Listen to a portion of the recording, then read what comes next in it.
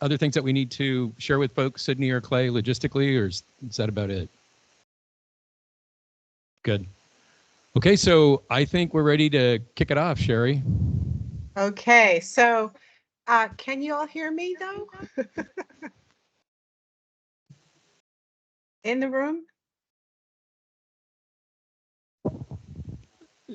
Sherry, can you switch to that other mic? Are we on Teams? This is Teams, right? Yeah, this is Sherry's Teams. computer sometimes has trouble with Teams. I'm on my earbud. Let's see here. I have everything. This. How's this? Was that better? Not really. Hey, Venkat, Okay. can you say a few words and see if we can hear you better than Sherry? Yeah, testing 1, 2, 3. Hello. Did you hear me? Oh, okay. No. So you're a little quiet as well, Venkat. So Harris just shared that somebody with their IT department is headed on their way over. So I think we'll just sort of grin and bear it, and then as they get here, they'll troubleshoot and hopefully get us a little bit louder sound. Okay. Well, I am on my I'm on the I have it up as high as it will go. Let me just see here. Speakers, go higher. Microphone is high. Yeah, I just checking my settings. All right. Well, first of all, excuse me. I want to apologize for not being there in person. I have been sick. I have been fighting bronchitis, and I know how hard our partners work for our visits. And I really wanted to come, but Todd finally had to talk some sense into me about driving that far and still really recovering. So I do apologize for not being in person. I want to also, Anne cannot be with us today, so she sends her regards. And before we get started with anything else, I do want to highlight something. Many of you may have known or met Patsy Richards.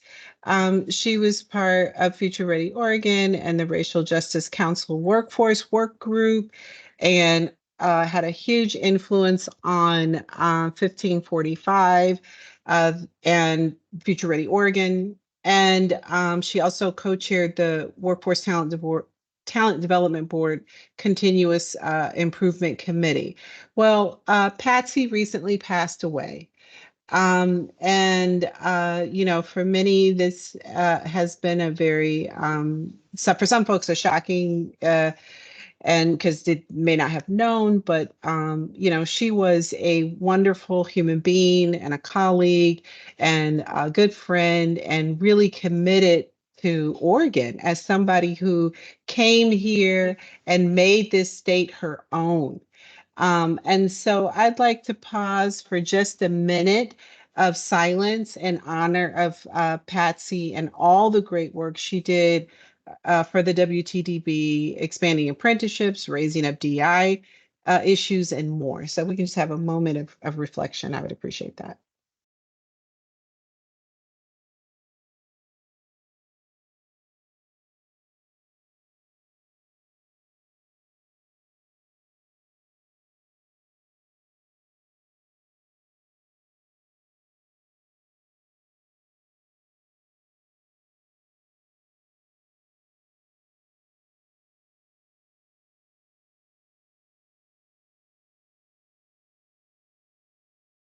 I want to thank you all for that, taking that moment and, let Patsy's life and her impact be a guide for us. Again, this is someone who came to Oregon, had this huge, huge impact. And, on this tells you what the power of this board can be and what the power of this work is.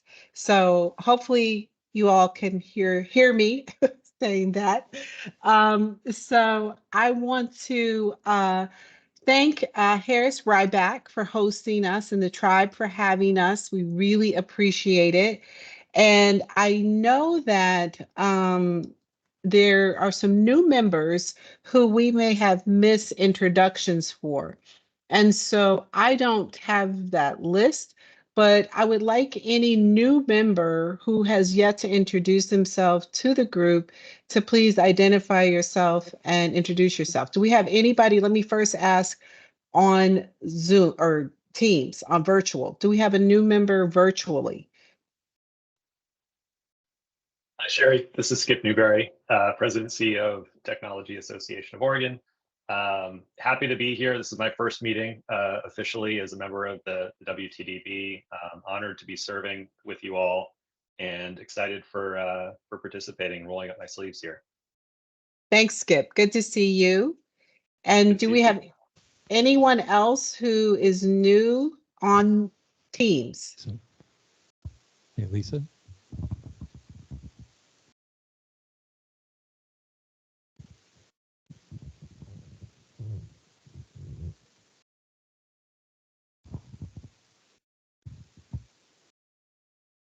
Is somebody speaking? I can go ahead. I'm new and in person live here. So Okay. hi, everyone. I'm Lisa Bozinovich. I'm the Executive Director for the Oregon Bioscience Association. Like Skip, also honored to serve. This is my first meeting and really happy to be representing bioscience here where, you know, workforce is one of our strongest pillars as we work with our companies across the state. So thank you. All right, thank you. Is there anyone else? Is there anyone I've missed? Yeah, I think I qualify as new. This is my first in-person meeting here. I'm Shane Nels with the Ironworkers, and also I sit on the Joint Apprenticeship Training Committee at our training center. And it's a pleasure to be here and honored. Thank you. Awesome, thank you so much. Anyone else? All right, and then Sydney, I see are we still 4 away from quorum?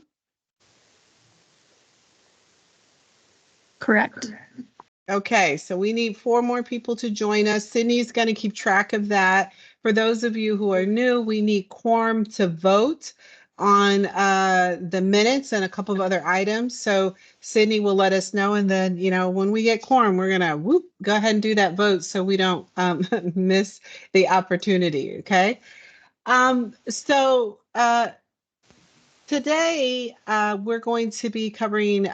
You have your agenda, so we're going to go through it. And I'm not going to go over it because that's just a kind of a waste of time, I think. But one thing I do want to do is I want to let you know that Ann and I and Todd continue to try to work to improve these agendas to make them be more efficient, to have more things that we can dig into. And we have shifted the regular updates on certain committee action to the executive committee. So that way we don't hold up so much time with updates and we're allowed to kind of move a little faster. And we want to bring these updates then when an action is needed or a key milestone or deliverable or something like that has reached. So we're trying this out. We're trying to, you know, move this forward in a way that is respectful of your time and also gets us to action. Sydney, do we have any public comments? We did not receive any written public comment, no. Okay. All right. So no public comments. We don't have a quorum yet. So I understand in the room there, we're going to have a welcome from somebody, a tribal member. Do we have anybody yet who will be doing that welcome?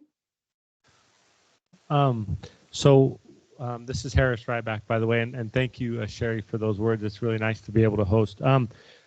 So we did carve out a little bit of time for one of our councilwomen, Denise Harvey, to come and say a few words. I did reach out to her earlier, and I didn't get a hold of her, so I'm not sure. I told her anytime between 1:05 and 1:10. So since she's not here, I'm more than happy to just say welcome to our reservation.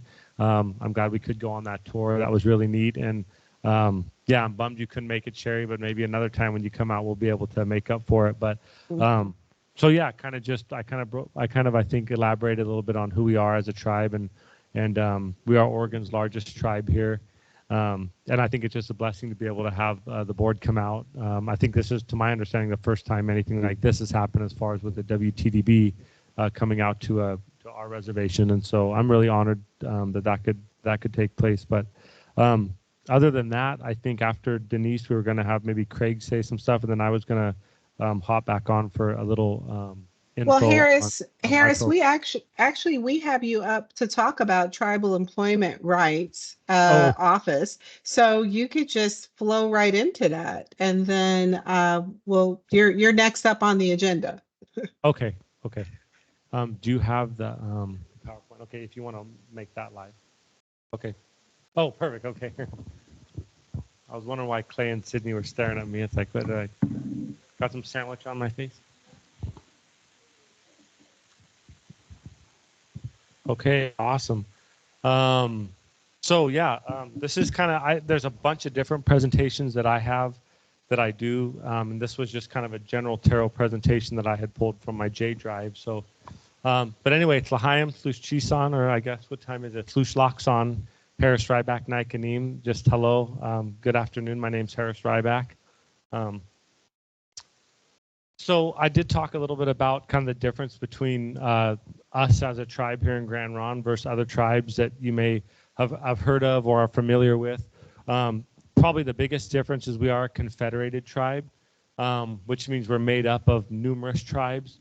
And come to think about it, I think all tribes in the state of Oregon are confederated tribes. Maybe the Burns Paiute, they're in Burns, I don't think they are. But what that essentially means is we're made up of here in Grand Ronde, over 30 tribes and bands of all Western Oregon, Southwest Washington, and Northwest California.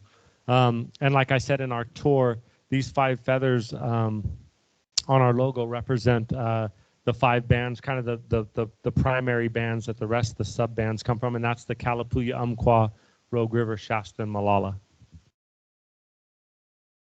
If we can, this is super cool. If you click on that, will it take you right to YouTube with the sound?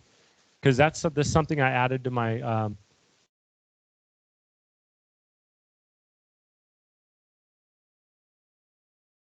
Evan, you got any input on?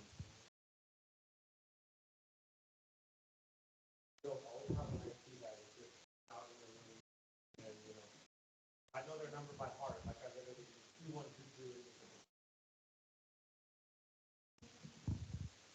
Oh yeah. If it works, great. If not.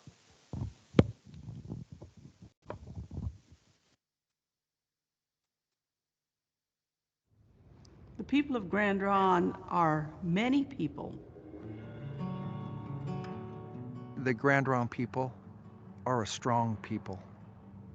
We're an industrious people. They're a connected people.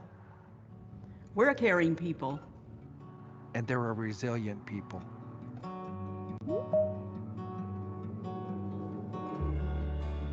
Grand Ronde was actually over a 60,000 acre reservation that was created by the government.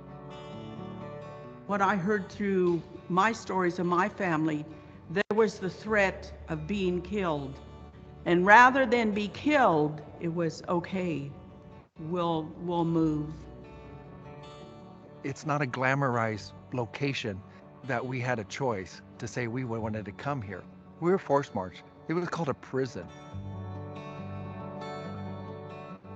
From the early 1900s up to termination in 1954, there was a big move to erase our identity, erase our language, erase our way of life. The government tried to tell us that we were no longer recognized Native Americans or Indians. We were no longer recognized as that and said, you're on your own. The restoration process was not easy. It took years. We start out with the 3 visionaries who started in the 70s. Margaret Provost, Marvin Kimsey, and Merle Holmes. They're the ones that passion kept growing. They started believing that we can do this. And then so many other people joined on. When I talk about restoration, I mean restoration. not just changing a bill. I mean about restoring us as a people in our way of life and everything that we were given from the beginning. To me, that's restoration. And in 1983, November 22nd, it happened. The bill was signed off by President Ronald Reagan at the time, and we became a Native nation once again. We pledge to one another, never again will anyone have control over us as a people. And we're going to make sure of that by setting up endowments, by increasing our reservation land base, by educating our people, and by taking care of our people, that our children can be happy and healthy.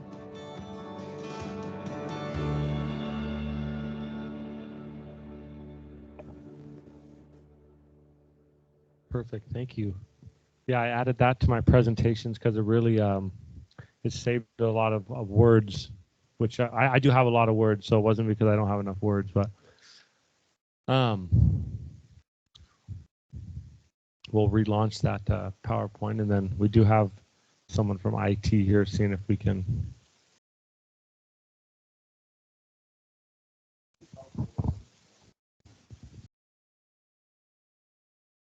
Relationship with the tribe by passing the Western Oregon Indian Termination Act. Fast forward 30 more years to 1980.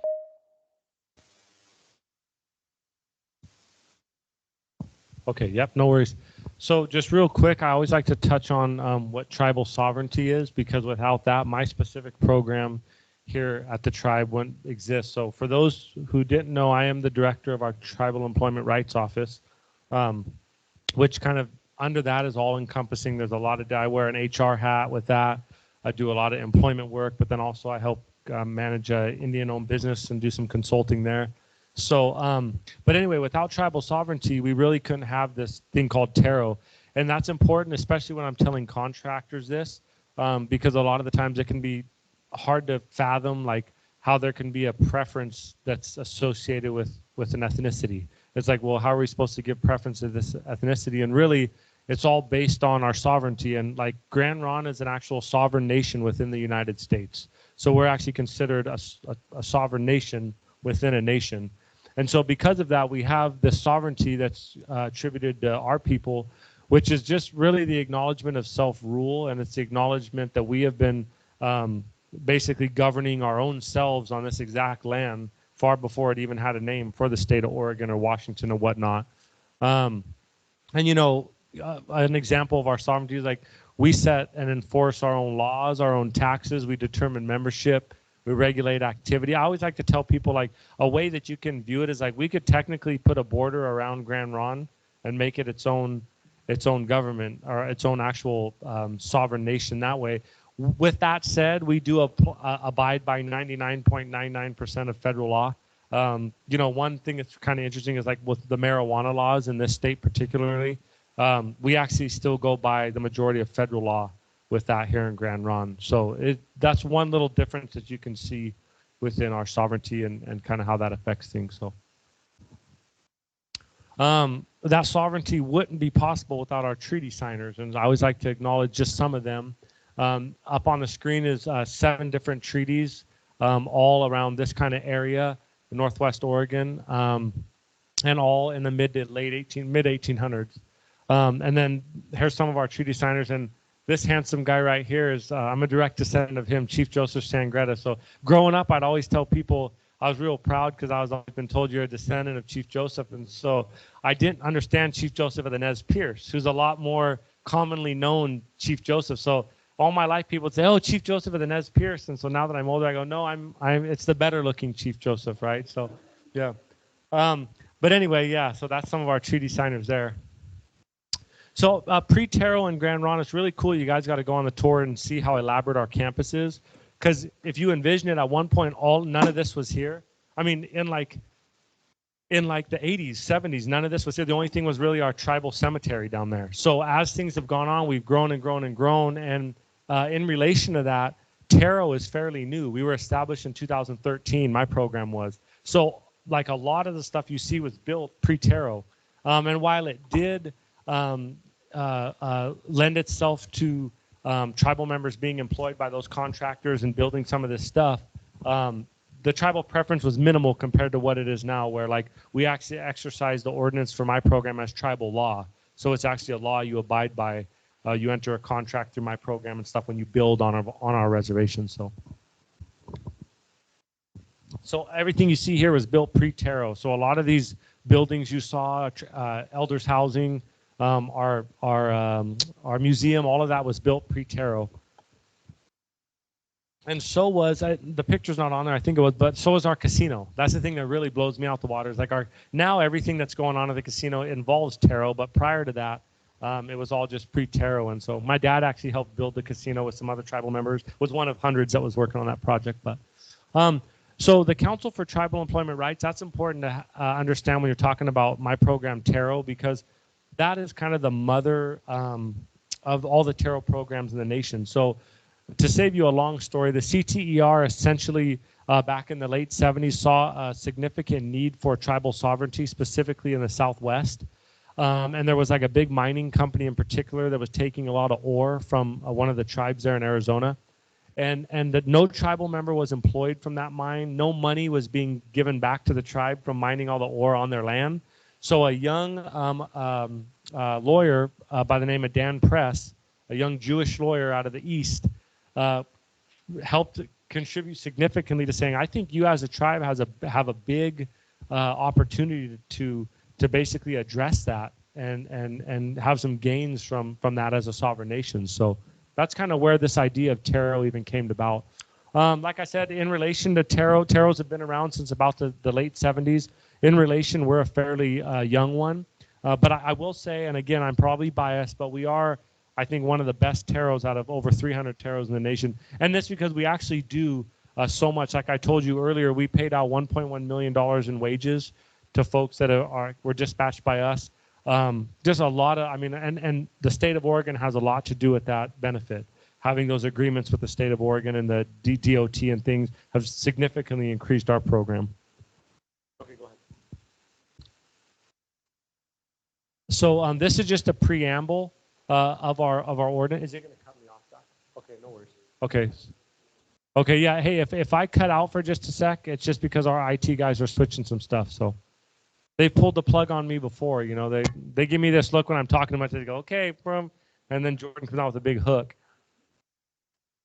So for you guys here, and so.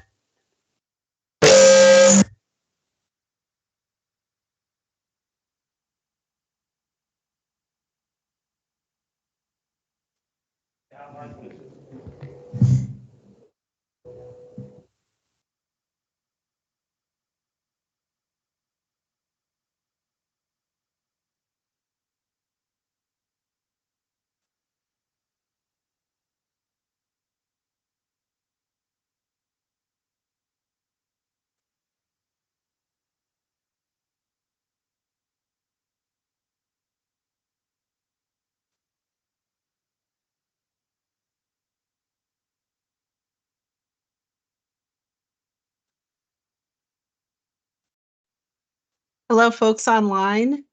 Am I the only one who can't hear? I can't hear either. You can't hear either? No, Me either. I can't. Mr. Schrader, yeah. Okay, so we stopped being able to hear a little while ago. Oh. Okay, Harris, I think we can hear you again, but we stopped hearing a little bit ago online. Can you hear it now? Yeah. Yeah, Yes. is that Harris? Yeah, we can hear Yeah, I you. can We're hear. just adjusting the levels really quick so that you guys. Okay, aren't- good. I just want him to know because I saw him advancing that we Okay. did not hear. Okay, no worries. I was just kind of explaining a little bit about our program and stuff, so that there wasn't too much missed, Sherry. So kind of to go back to a little bit about the program. So it's really made up. So I am one of only about 4 or 5 directors at the tribe that reports directly to tribal council. So I report to tribal council, and then I also report to our Taro Commission. And then other than that, we have, of course, our Taro office. Tribal and ODOT projects are a big part of what we do. Trainings, we invest a lot of money into trainings. We just had a heavy equipment operator training out here. I think it was like around $60,000 to bring that training out. Taro enforcement, and then a very other duties that we take part in. Todd, what time are we wanting to wrap up, just so I'm aware? 1:35-ish or something like that? Okay. Some duties of the Taro office. What we do, we're recruiting tribal members, both federally recognized tribal members and members, our own members, obviously. One thing I didn't share with Todd that I wanted to at some point is we actually have 2 billboards right now. One is in McMinnville and then one is in Salem. So they're a big billboard that says Tribal Employment Rights Office if you're looking for work. It's really cool, and they put it in our smoke signals in our publications. I'm really proud of that. So that's part of the recruitment efforts. We're always trying to do that. Here's a quick breakdown of kind of what our program is essentially comprised of. So we have the Skills Bank program. That's where we dispatch people to work. That's where that $1.1 million in wages was paid out to. At any given moment, we'll have 60 to 70 people dispatched and working on these tribal and ODOT construction projects. Our Indian-owned business program, which is approximately 70 that are currently in there, and they range from mom and pop contractors to large consultants and engineering firms and things like that, all owned and operated by members of a federally recognized tribe. Apprenticeship, internship, and OJT opportunities. We do work with union and non-unions to get some of our folks in those apprenticeship opportunities. And then individual funding, which has really grown in the last couple of years that I've been director, especially the last 2. Where I think last year it was about $130,000 we paid out to fund various other things aside from just construction stuff. So cosmetology, CNA, things like that. So this, I definitely want to touch on this because this is, I think, what makes our Taro so special. And like I said, over 300 Taros in the nation. There's under 10 that have an active MOU with their DOT, and those are 3 of them are in Oregon. So of the 9 federally recognized tribes in Oregon, 3 have Taros, and all 3 of those have an MOU with ODOT. And then the rest, I think 7 other tribes in Minnesota, of all places, have their tribes have agreements with their DOT. But essentially what that means is that go ahead and go one more slide. Let's see. So essentially, see this little purple area in the middle of that circle, that radius? That's our reservation that we're on right now. So the state of Oregon graciously said, hey, we're going to acknowledge your ceded lands. And so basically, we're going to draw a 60-mile radius around your reservation because we know, the state of Oregon knows that our ceded land goes way up north and way south, but they drew this 60-mile radius and said, any project that lands within this radius that's federally highway funded by the Federal Highway Administration, you'll have a chance to choose and set a hiring goal on and assess a Taro fee on it. So that in and of itself has been an absolute game changer for our program. And it's funny, some tribes have been established for, or some Taros have been established for 15 years and have not been able to get a MOU yet. We were established in 2013, Taro, and then we got our MOU in 2014, the following year. So that's a really neat thing that we do. And basically, we just set a hiring goal on a project and say, hey, we want 20% of the workforce on that project, or 10% to be dispatched by Taro. Just some other things we try to do, obviously, employment opportunities, training opportunities, career advancement, all that kind of stuff. Goals and outcomes obviously provide an opportunity for tribal members. A big thing for me, especially being a young man that kind of worked hard to kind of get to the area I'm at, I want to try to foster that for more tribal members that want to come and whether they want to do that on the business side and get their degree and be in executive management, or they want to, whatever they want to do, I want to foster that through my program. And we've been able to do a lot of that through our goals and outcomes here at Taro. So with that said, like I said on the tour, Hayumasi is how we say thank you here. And so I appreciate the opportunity to talk a little bit about my program and to host this meeting. So thank you, guys. Yeah, does anyone have any questions? Online or in person? Any questions?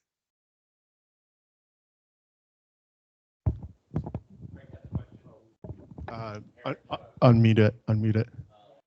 It's on the bottom. At the very bottom. Does it say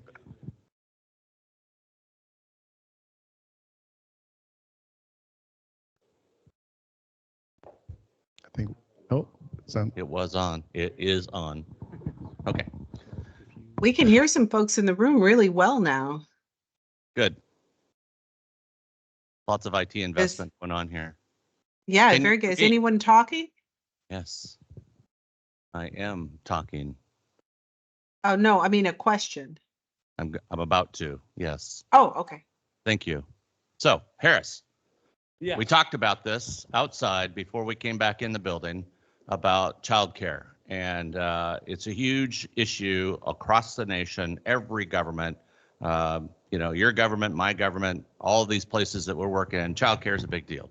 Tell us about childcare, because it's the entry to all of our employment services and education. So tell us what's going on. Yeah, and Craig did preemptively tell me he was going to put the spotlight on me. But so childcare, much like Craig said in his government, I don't want to say it was non-existent in Grand Ronde, but it was very minimal. I mean, you saw our preschool, and our preschool was really for preschool age kids. When we're talking about infant childcare or even childcare that's not necessarily kind of school driven, it's up until this point where I guess you guys are witnessing some kind of history being done, because building that child care center has been in the talks for 15 years, 2 decades. We even say we need childcare, we need childcare. So Craig, it is something that we're kind of, we're definitely not leading the trend on increasing it, but we are actively trying to increase that because I think that's something that isn't necessarily talked about so much as the barrier that childcare can directly have on employment. And I mean, of course, for us, it's like, well, of course, that's a huge barrier. But if that's not addressed, then any employment issues can't be either. So, yeah, I mean, we have the same struggle, and we're currently right in the depths of that struggle, too. So.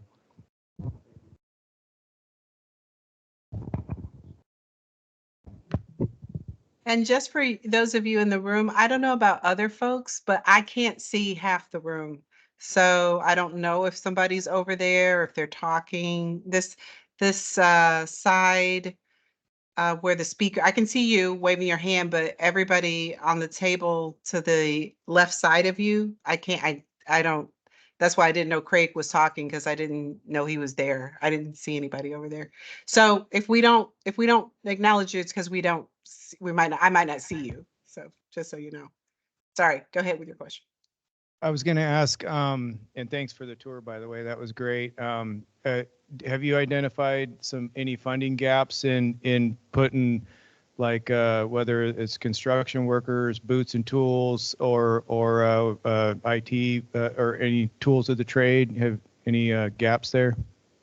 Yeah, so that's a good question too, and that really is at the base of not only my program, but also across the halls, our vocational rehabilitation and our 477 program. So between us, I feel we try to capture those needs fairly often. So our 477 can do it, what we refer to, the technical term is suited and booted.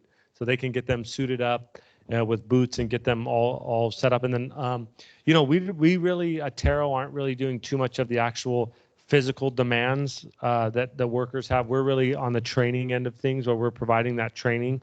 But those barriers do exist now. I have to give a big kudos to our social services department, because they really help to contribute towards those areas that may be lacking in somebody. Gas vouchers, that kind of stuff. I mean, if you have no money to even start work, let alone put gas in your car, it's hard to start that. So, but yeah, good question. Any questions online? Anyone on Teams? Okay.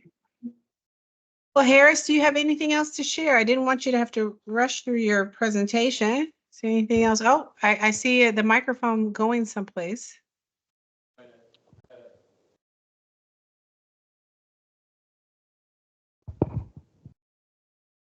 Can you hear me now? Okay. So I have, I guess now 3. That was my first question of 3. The other 2 are for you, Harris. So first, in your program and in the tribal community, in terms of all this great stuff that's happening here, how far in the future do you strategize and plan? And can you share about that? And then I'm wondering, I might be putting you on the spot here, but in a previous kind of conversation we had not too long ago, there was kind of an exciting development that I just remembered in terms of your space and place in the tribal community and an application that you had put in for. And I don't know if anything's come of that yet, or if there has been, that'd be great to hear about as well. Yeah. All good questions, and I thought those were private conversations we were having. But no, just playing. So no, about the planning, that's really cool because I mentioned my brother a few times. He actually manages some of our self-governance as well, and so he's worked particularly on what we're calling the CDP. It's the Community Development Plan, and that's forecasted to 2033. So we're calling that the 2033 CDP, and that really had a lot to do with our planning department here at the tribe. And connecting with various departments and directors and managers and whatnot, and meeting with them and seeing what are your goals, what are your deliverables, what do you want to do, where do you see the barriers, the needs.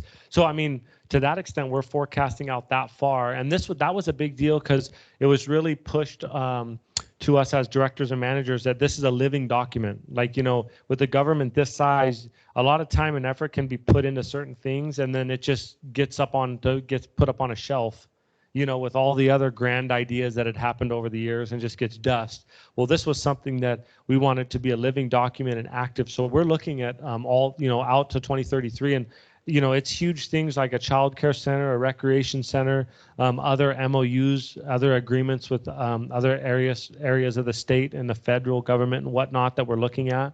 But yeah, like with my program, actually a training center was a big thing that I actually invested a ton of time and effort into some feasibility work to see if that could come to fruition. And unfortunately it didn't. Some of the stuff I came up with, it didn't seem like it'd be a good fit for us out here. Geographically, it wasn't a good fit. The housing, you know, where you're going to house people. And long story short, by the time you end up building a gigantic building, staffing it, all these ongoing things, it just made a lot more sense to provide the training opportunities and the workforce opportunities the way we do now. That gives us a really broad reach without having all those accruing costs. So, and then I think Todd was probably talking about my application. It's funny, I never thought in a million years I'd be talking about it here, but for our Spirit Mountain Gaming Board of Directors. So I did ask Mr. Todd to be a reference of mine on there, and that was really nice of him to do that. But yeah, so actually today is when that application closes. So I'll hopefully be interviewing for that. So that's just to be on the Board of Directors there for our casino. But yeah, thanks, Todd.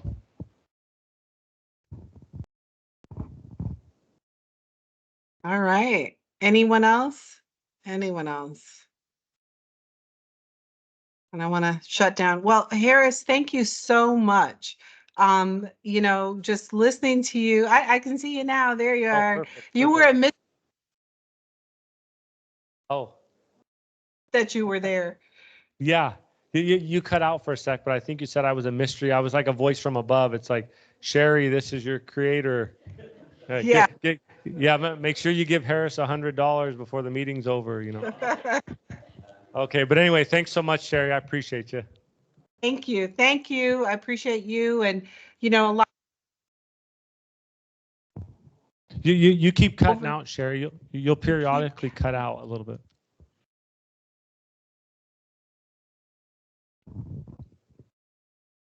All right, let me try that. Is that any better? I keep switching microphones. Oh, okay. No, we can hear you. Yeah.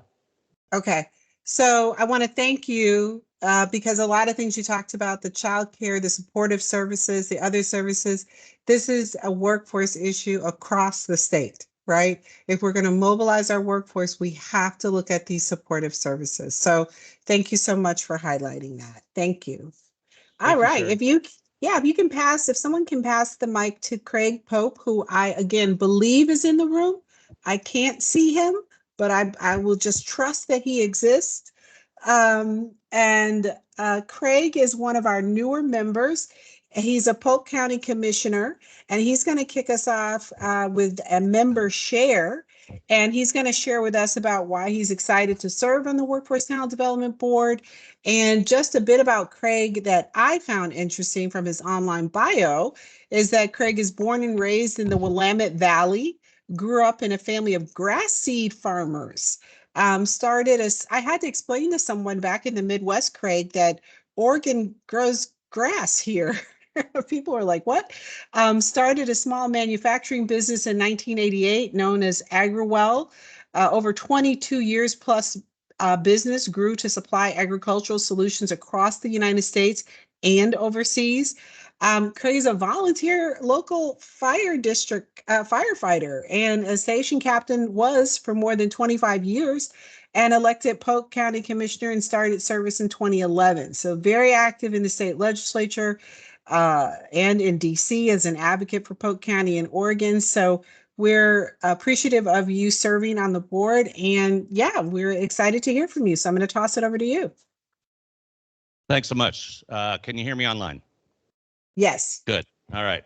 Thanks for that intro. And I will tell you, I have a long resume of lots of different things, and it's always fascinating for all of us that work in this type of work to learn of people that have such deep resumes. I'm not patting myself on the back, but telling you that it's possible to do so many different things and have some credibility with it. But I did spend the first 30 years of my life on the family grass seed and grain operation in South Polk County. And so I have a lot of depth of understanding of operating and managing people on a 3,500 acre operation here in the Valley, which 3,500 acres here in the Willamette Valley is a pretty big farm. But the farm crisis of the mid 80s and the challenges of extremely high interest rates and extremely high inflation made my mom and dad and myself and my wife have to separate from the farm because there just wasn't enough room. There wasn't enough margin to feed us all. So I had to go find another path in life. Spent a couple of years doing some other ag-related businesses, working in those in management roles, almost 5 years, and eventually decided to go start my own business. And I was flat broke. It was everything I could do to scrape together $1,000 out of my own money. But my father helped me, and another really good friend helped me, and I built my first building for AgriWell. Just a pole barn. Found that I was just going to be a one-man show, just going to do that, kind of blacksmith kind of thing. And within 3 days, I had to hire my first person to help me. And within a year, I had 10. And that was quite a shock for me. I mean, I've been managing crews on the farm all my life. I mean, at 8, 9 years old, you can imagine this little redheaded kid bossing people around on the farm. But most of the time during harvest, I was the smartest person on the crew as far as how things worked. But gained during that period on the farm, by the way, gained quite a mechanical aptitude and a desire for machinery. So that's what led me into my career in machinery and building machinery. So I have a pretty good aptitude for mechanical things. And but I spent 22 years doing that and managing people, and most of the time just managing people. And after 22 years of doing that and essentially being somebody's daddy every day, I kind of lost my drive and my artistic need. And I decided when this opportunity to be a county commissioner came up, and I'd been eyeing this work and been involved in politics for a long time before I ran, and had run for other positions in the county, and had won some elections. Decided this was the right time. So I ran for that in 2010, got this job in 2011. I committed that I was always involved in workforce issues while I was a small employer, and I wanted to make certain that I maintained that. So I brought ag experience, manufacturing experience, and now my government experience as a county commissioner to my local workforce board over the last 13 plus years. I have been the chief local elected official on the workforce board for that entire time. I've tried to shrug it. No one else will step up. And my executive director, as many of you might know, won't let me loose. So I've enjoyed that a great deal. And this, to me, getting to this board is the pinnacle of all of that work over the years. So I'm hopeful that my experience and my time engaged in workforce and education, and you'll hear from me more about a lot of questions going forward about what are we doing, why are we doing it, why is that the right thing to do. I think that my more than 30 years of experience in these fields will help you understand the credibility of why I'm involved and why I have these questions or suggestions. So anything else, Todd? Does that cover it? Thank you. Thank you. Appreciate it. Thank you. Thank you so much. Does anybody have any questions for Craig? Anybody? I don't want to cut off conversation. Thank you. All right, thank you. Okay, so Sydney, for some reason I can't message you in the chat, but I understand we have reached quorum. Is that right? Yes, we do. Okay, so let's do a vote. Well, we have two votes. So actually, let me do this other thing first. No one leave. Everybody stay put because I want to do this other thing and then we can vote on two items. How's that sound? Is that safe? Do you think that's safe of me, Sydney? Okay. All right. Well, first of all, let me just reiterate grace. So, you know, when we try to do a hybrid meeting, it's because we have people who are so busy coming from other places. There is inevitably technical assistance. I've got some kind of croup. I'm making weird noises. I try to remember to turn off my mic. You know, we just have to give each other grace as we try to get through this time and as we kind of encounter technical assistance in other projects. So I appreciate everyone hanging with us. And again, I really wanted to be there today because I do recognize the effort that our local folks take to put together presentations and really truly appreciated that opener, the grounding us in the tribal history and the development of the Grand Round. So just want to say that. And then one of the things that Ann and I have been working on is that Ann and I wanted to do, that Todd and I, and wait, Todd, I, and who else, Todd? I don't want to leave out the other person who was on the committee with us. Name is just escaping me. Hello, Chelsea Watson. It was me, Chelsea. Chelsea, there you go, Chelsea. I didn't want to. Thanks, Tom. I didn't want to forget you, Chelsea. Came together to develop the Workforce and Talent Development Board member agreements. Do people have these agreements? Is it possible for us to show them on the screen? Yay, there we go. So the purpose of this was to try to come up with a way that we are operating. This isn't meant to be a work plan. This is more an internal facing document. So we developed this document, the executive committee looked at it and approved it. So now it is coming before you all as the board to give your final vote on this. We use the WTDB, we use that language, and I would encourage folks to really reflect on this document. But really what we're saying here is Oregon's Workforce and Talent Development Board focuses on addressing Oregon's workforce challenges effectively through measurable changes and outcomes by aligning board members with its mission of advancing Oregon through education, training, jobs, and careers by empowering people and employers. Now, I know that's a mouthful, but that is what we do. And these member agreements are designed to guide the board in our internal and external interactions, communications. But again, we have other working documents that talk about our work plan. The goal is to enhance WTDB's capacity to drive meaningful change in the workforce development with a clear focus on real metrics, outcomes, and with a collaborative, respectful, and solutions-oriented culture. You know, our goal would be at the beginning of our meetings, we might refer back to these member agreements. We might reference how the work we're doing is moving our agreements forward internally. So our first agreement is to work collaboratively, right? Having a willingness to collaborate. Wisdom sharing, promoting the exchange of knowledge and lessons learned. We changed that from best practices because someone had pointed out to me, you know, best practices assume you've reached it and it's the best. And we want to learn from lessons learned, right? Things that worked and things that didn't work. So those are the lessons learned. Engagement and participation. We do want to make it easier for people to actively engage and participate. And that's why one of the reasons we're working on developing an acronym a definition sheet for folks so that you can see that's connected to our work collaboratively. I didn't even plan that, but that's how that works. T is transparency and trust, transparency in actions and decisions, that all of our board activities and decisions are conducted openly, fostering trust among members and the public. Trust building, commit to actions that maintain trust within the board and in our external stakeholders.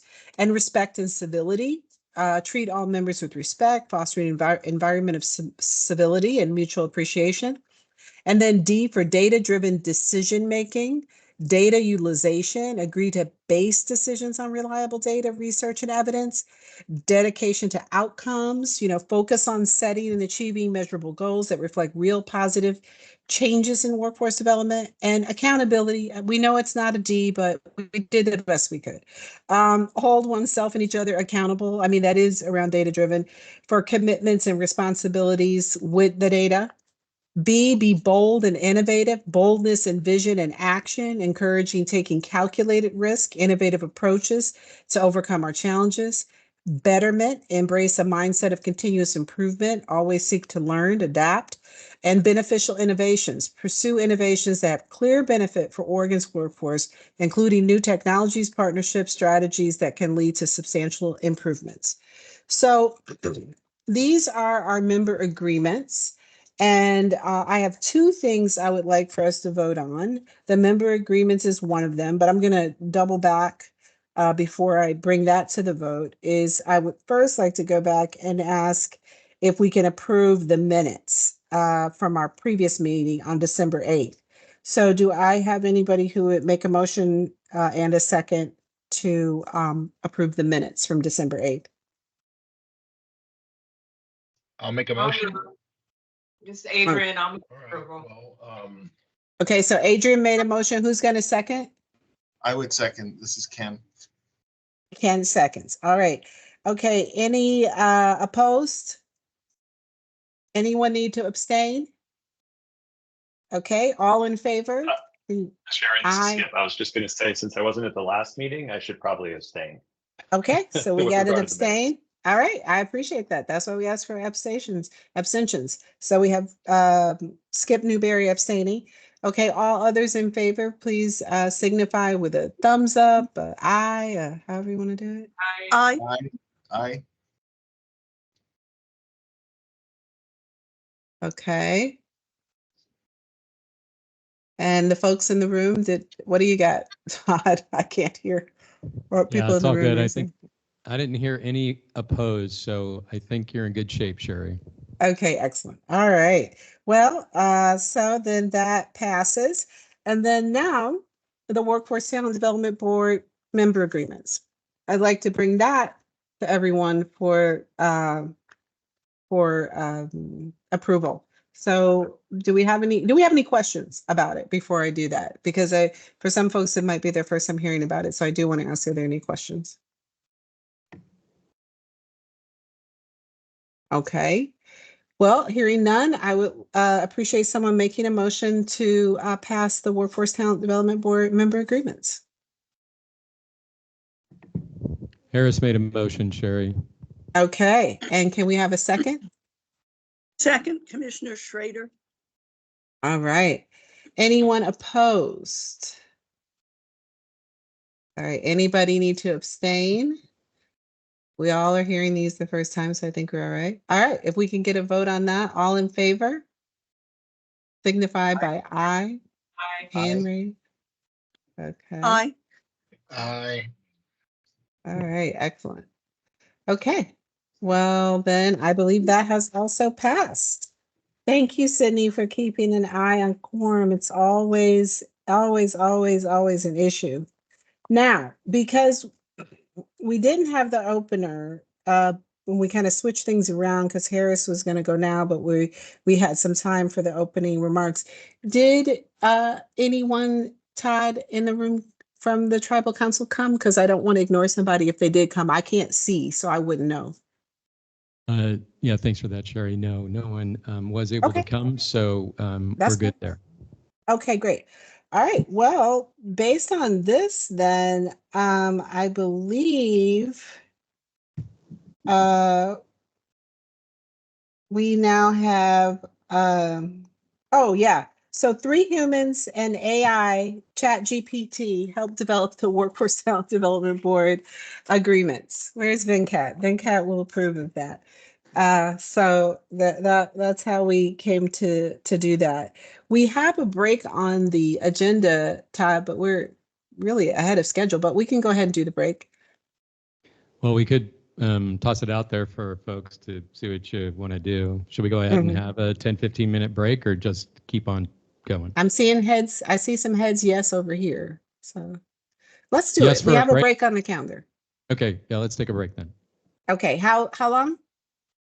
Now let's do 15 minutes. So back at 2:15. Perfect. Great timing. Thank you.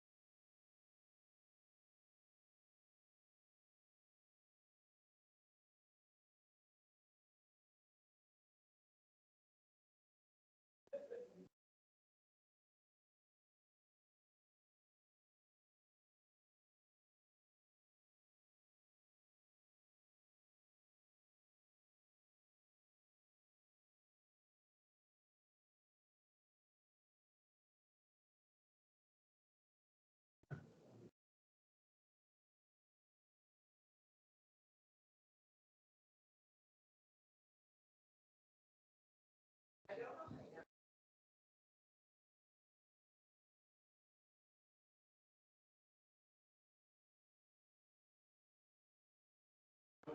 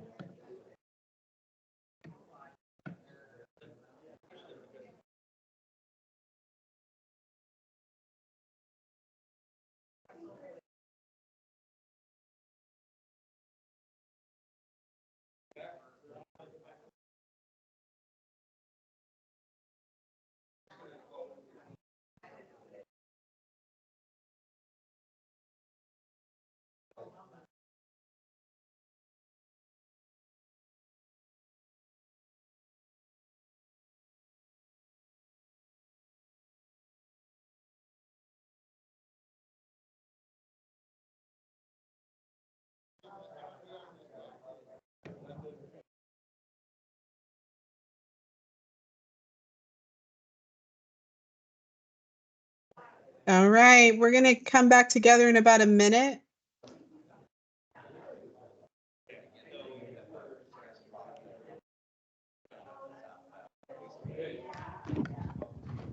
Oh, can I say that? Can you say that? In just about a minute, we'll be coming back together. So if we can start to refocus our efforts, our mind, and hearts. If we can just refocus. For some reason, I've been kicked out of the chat for Teams. It says, you can't send messages. You're not a member of the chat. I've never been insulted like that by Zoom. Never. Oh my gosh. I don't know why Teams dislikes me so much. I can't be a member of the chat. I can't be heard. It's a situation. I think Teams has a personal vendetta against me, actually. All right. So, how are we feeling? Are we feeling like we're ready to begin again? Todd? Yep, we got thumbs. I see some thumbs. I have my mic on. Everybody who will be speaking is mic'd up and ready to go in just a minute. I'll be doing the introductions. Yeah, everybody's mic'd up and ready to go. Okay. I don't know also why the view is so strange. I see people in, oh man, sorry. The gallery view does not actually work, but that's okay. All right, well, welcome back, everyone. So we're going to turn our attention now to Future Ready. As many of you may know, but some of you may not know because you're new to the board or you just, this is new for you. The WTDB was instrumental early on in informing the Future Ready, what will become Future Ready. So back in 2020 and 2021, through a task force that was co-chaired by myself and then president of PCC, Mark Mitsui, in partnership with the Oregon Business Council and many others. A lot of that's the elements that ultimately ended up in the Future Ready Oregon really originated and developed in the WTB. And of course, as we've talked about, that good work of that task force and subcommittees found its way into the Racial Justice Council's work that was co-chaired by Marian Ariola and of course, Patsy Richards, whose impact lives on and will continue to live on here in Oregon. And so now we want to talk about that Future Ready work. And next up to help us with that, we have Carrie Weichel Delaplane and Sarah Foster. Carrie is the Manufacturing Industry Consortium Strategist, and Sarah is Healthcare Industry Consortium Strategist under Future Ready. So just to reframe us, Future Ready is looking at statewide sector-specific industry consortia in healthcare, manufacturing, and technology as advisory to the Workforce Talent Development Board and the Higher Education Commission. So I am going to send it off to Carrie and Sarah. You can take it away. All right.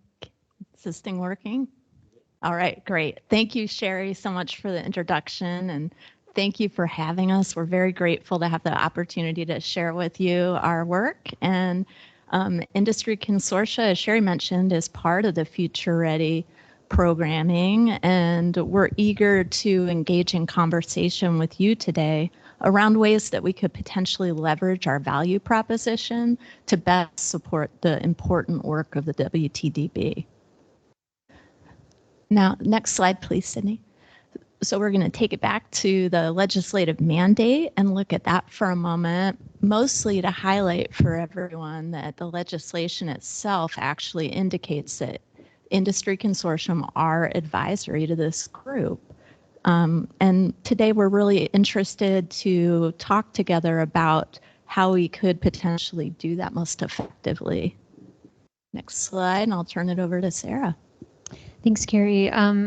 Thanks for the introduction, Sherry. I'm Sarah Foster. I'm the Healthcare Industry Consortia strategist. It's been great to meet some of you for the first time today and just be in this space in person with all of you. So the industry consortia are really building partnerships beyond the traditional post-secondary training and education system, engaging workforce system providers, community-based and culturally specific organizations, local workforce boards, economic development organizations, labor, and other state agency partners. So on this slide, each consortia has an executive leadership team that's responsible for setting the strategic direction of the work, and you can see the membership of those teams on this slide. We're in this moment in time where we're wrapping up, and you'll see our objectives on the right-hand side, wrapping up our short-term objectives and moving into our medium and long-term objectives. So our short-term objective was to advise on future rounds of Workforce Ready grants, and so we're going to give an update on that work towards the end of this presentation. We're moving into a space of developing a strategic policy and funding framework to address gaps and opportunities in our workforce system, and this 3 specific industry sectors that are part of Future Ready Oregon: manufacturing, technology, and healthcare. We recognize that we're doing things differently and expanding the scope of conversation around workforce and talent development by including diverse perspectives and voices that have not been engaged meaningfully in sector-specific workforce and talent development conversations in the past. And I just want to acknowledge and name this is an inherently uncomfortable space, and we're still building relationships, both within our consortium. Each consortia is a up to 45 member body, and we're building relationships with each of our consortia, and that takes time. And we're here to continue to build relationships with folks on the WTDB, as we are advisory of this group. I just wanted to name that some of the members that are both on our consortia and on the WTDB just starting to think about where there's overlap. So in healthcare, Dr. Bennings, who's up on this slide, is on the executive leadership team, but also Kathy Reynolds and Jana Bitten are also on the WTDB and the Healthcare Industry Consortium. For technology, I know I saw Skip and Venkat earlier. They're both on the WTDB and on the Technology and Industry Consortia, but so is Deb Mumhill. If I don't see everyone's name on the screen up there.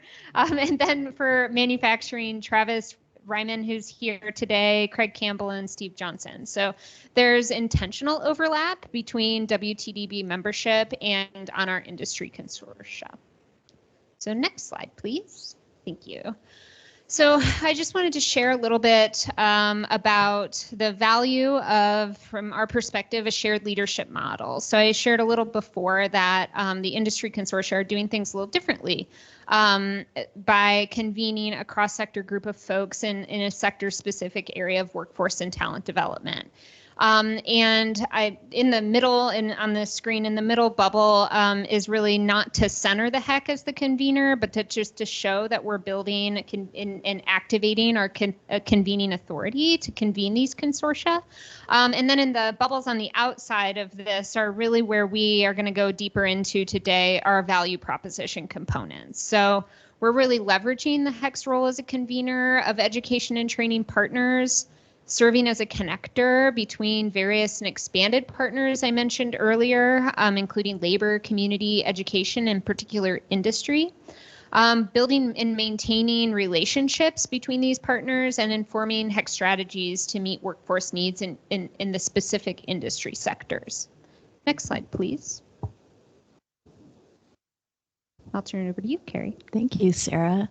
So here we'll dig in a little deeper to our value proposition. And so with the consortiums, we believe that as part of HEC that we can build sector-specific expertise, as Sarah mentioned, and we're working closely with our partners at the HEC to really engage and strengthen the bridge between education, training providers, and industry. Next slide, please. This is all about building and strengthening regional partnerships. And part of our belief is that we really hold strong to this belief that state level work is only as good as its regional and local partnerships. And as part of this work, we seek to really build on that and strengthen those relationships so that we can work together, not duplicate, and really collaborate to look across the entire state regionally to see how we can support workforce development and support our respective industry sectors. It's all about leveraging that regional sector specific work to diversify the input that we're getting and better understand the needs across the state. Next slide, please. So another component of our value proposition is really integrating supply and demand data. I'm going to call your attention to I think it's the white bullet on this slide. I can't really see, but cream colored, but we're really exploring this kind of question around who determines demand for the various industry sectors, and is there a way that we can have that conversation more intentionally at our 3 industry consortia tables. But I'd say that each consortia, beyond the whole concept and question of demand, has been leveraging data to inform our funding recommendations. And we're leaning into this kind of value that I love that some of your working agreements included data driven, and I think we're leaning into that value as data informed, knowing that we don't have a perfect data set. We don't have perfect integrated supply and demand, but can we still move from a place of data informed decision making? And we've been doing that intentionally in our funding decisions. This process, though, has elevated gaps and possible areas that the consortia could lean into in the medium and long term around building better data systems that integrate supply and demand data, really asking our industry partners how they project their workforce needs, and is that something that we can learn from at the state in particular, and what kinds of data is useful, both at the state but also within industry. And I know in the healthcare, we've been leveraging the Oregon Longitudinal Data Collaborative's nursing shortage study that highlighted systemic barriers in our education and training system, and really leaning into some of their findings as we allocated funding in this next round of Future Ready Oregon grants. So next slide, please. And then I'd say that this is an aspirational, and I know aspirational value, and I know you all have been having conversations about policy and influence and funding, but we really think that through our industry consortia, we could provide a lot of value in serving as the industry-specific forum for workforce policy in those 3 sectors, and really thinking about how to lean into HEC's sphere of influence and expertise in the education and training space. So while this is a little more aspirational, as we work to understand and better articulate how we as industry consortia, our advisory of the HEC and the WTDB, really see this as an opportunity to add value to the conversations you're having. Next slide, please. So this is where I want to spend a little bit of time just sharing, okay, we've advanced our first objective, which seems small when you're like, okay, you're advising on funding, but I think in a group of up to 45 people from lots of different perspectives and organizations, it was a big task to really think about, okay, we have this remaining ARPA dollars, how do we want to spend it in these 3 industry sectors? And it gave us an opportunity, I think, to spend time building relationships with a discrete task. Because the industry consortia, as you're even seeing in our value proposition, can feel a little theoretical. And so how do we move that and actually get some things done? And so we were pleased to kind of move each consortia through their own process to advise on funding.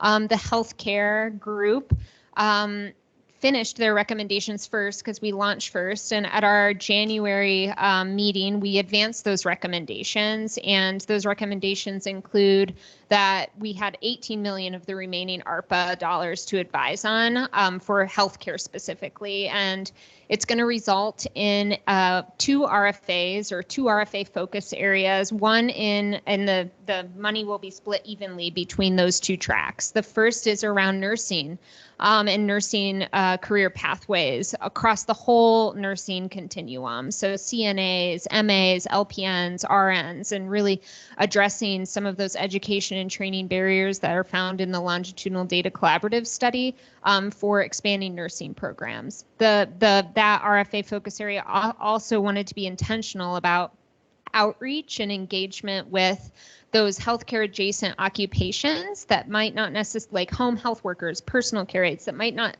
necessarily see themselves in the nursing career pathway. And so really building intentional engagement with those occupations into that nursing career pathway. And the second focus area is really around community identified workforce needs. So in our state, as I mentioned, supply and demand data, and I'm I think we're all data nerds in our group, but I can talk a lot about data. Our statewide data really highlighted nursing as the biggest need. But beyond that, it really, was dependent on our communities. One local workforce board was saying like, hey, 3 surgical techs are going to solve our need in our community. And so we don't want to be left out of this funding. So we really wanted to provide the flexibility for the other $9 million for communities to identify their own workforce needs and really advance strategies with that funding. So I'll hand it over to Carrie to do manufacturing, and I think I might be on the hook for technology. Thanks, Sarah. So manufacturing was actually the final consortium to launch. And to that end, we're still in the process of developing our recommendations. But with that said, we're at our destination, if you will, in terms of the work group has come up with recommendations. And now we're finalizing those recommendations with the executive leadership team of our consortium. And from there, we'll be presenting the recommendations to the broader group at our March 20th quarterly meeting. So we're on our way and really excited. We have $12 million to allocate for sector-specific requests for application in manufacturing. Now back to Sarah for technology. I'll admit I wrapped up the technology funding working group right before I went on vacation, so have mostly forgotten everything in my brain since then.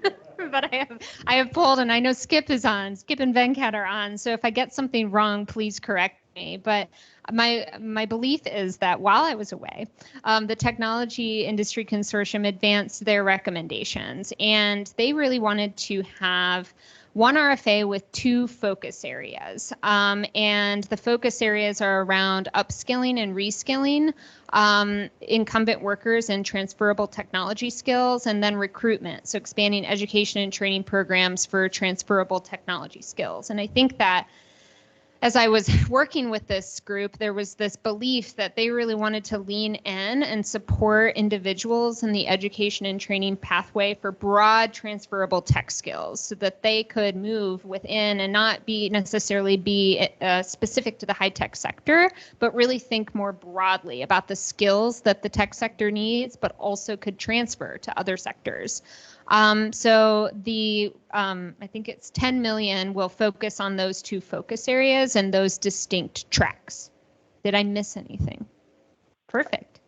Nope, so thanks. I'm glad. Next slide.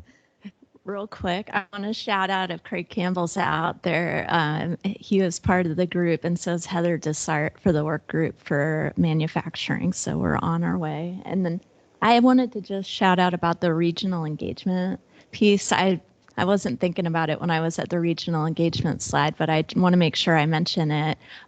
Just really exciting getting to work with the workforce boards across the state, and we've set up a feedback loop, if you will, where they've all agreed that their business services representatives at all the workforce boards that represent manufacturing we get to work together and collaborate really closely on the work that we're doing together and ensure that we're all working in an alignment and utilizing their information at the regional level to help inform both the decisions of the consortium. But as you can see, working with you, we can use that information hopefully to add value to the work that you're doing as well. So I just really wanted to thank the workforce boards, many of whom are a part of this, and they've just been really supportive, and I think we're going to have a lot of great opportunities to work together. So very exciting.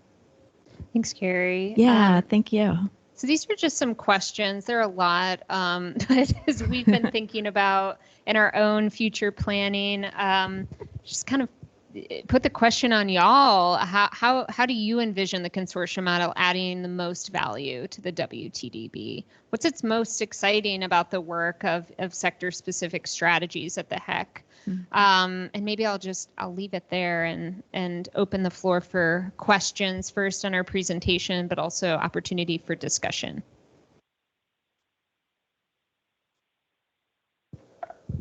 Oh, thank you. I don't know if you want to leave your questions up, but yeah, we already got a response in the room.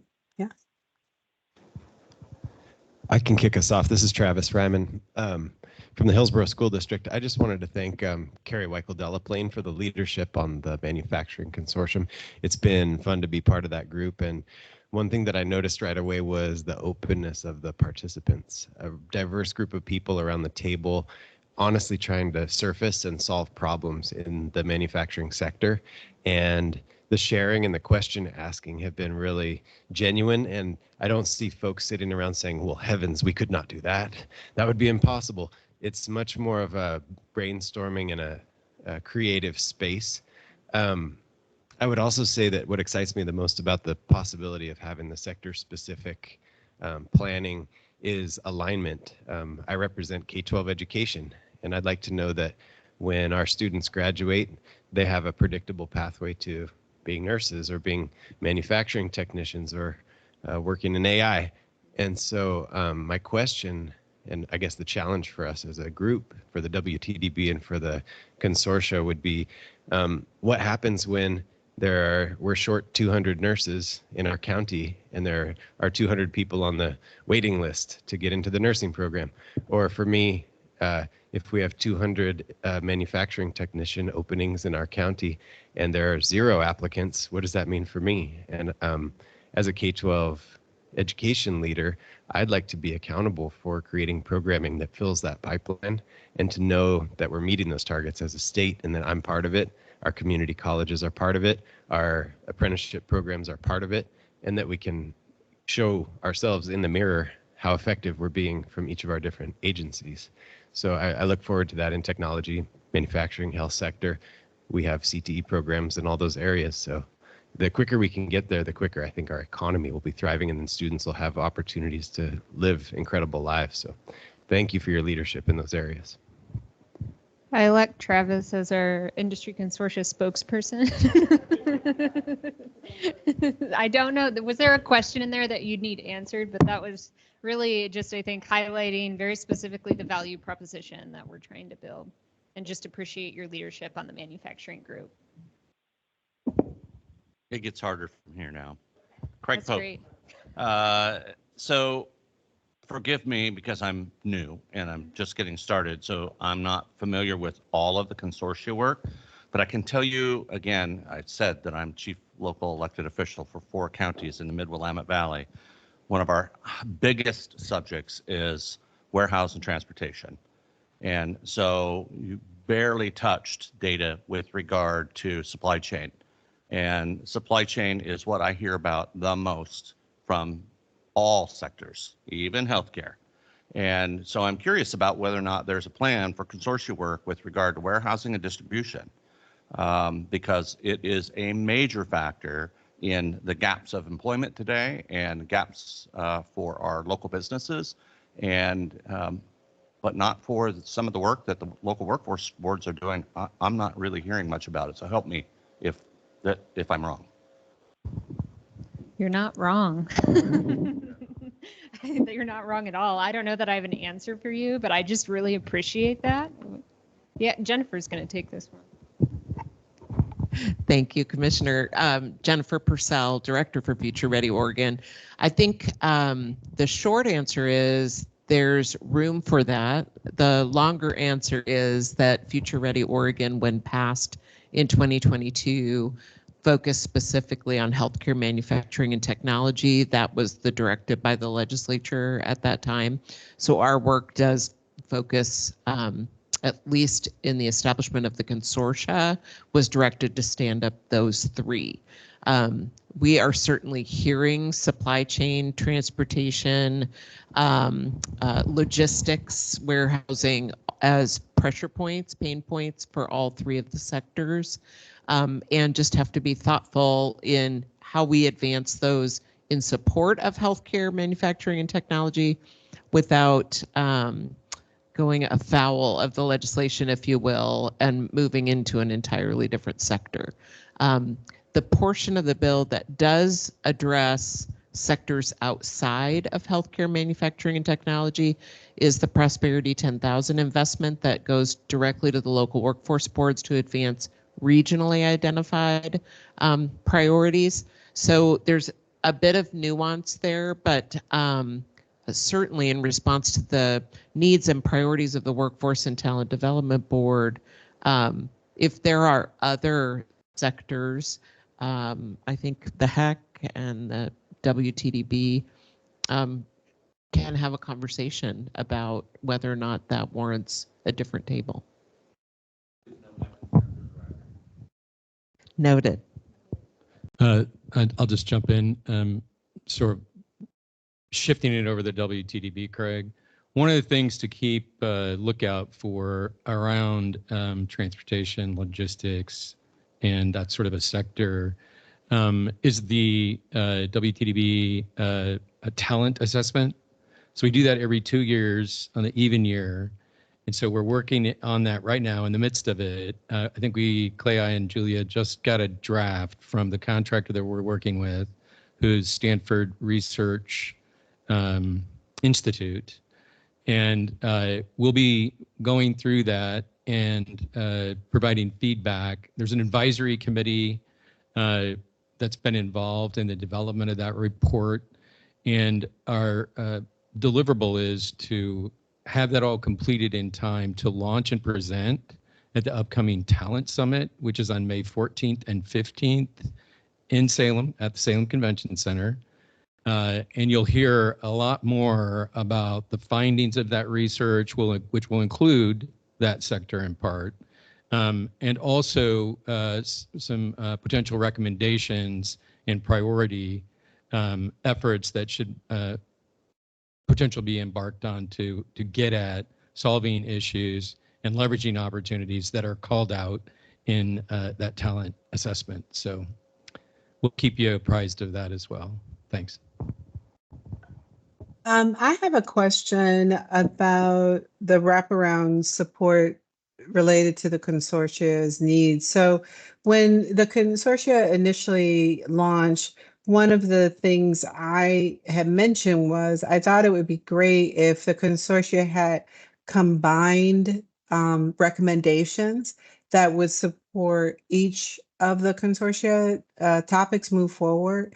And I'm going to spin this around back to childcare, because for each of the consortia, you know, childcare is a need for those who are working in those areas to succeed. And I'm wondering, have the different consortia, is that it, met to come up with some joint recommendations that are structural or foundational for those consortia to move forward?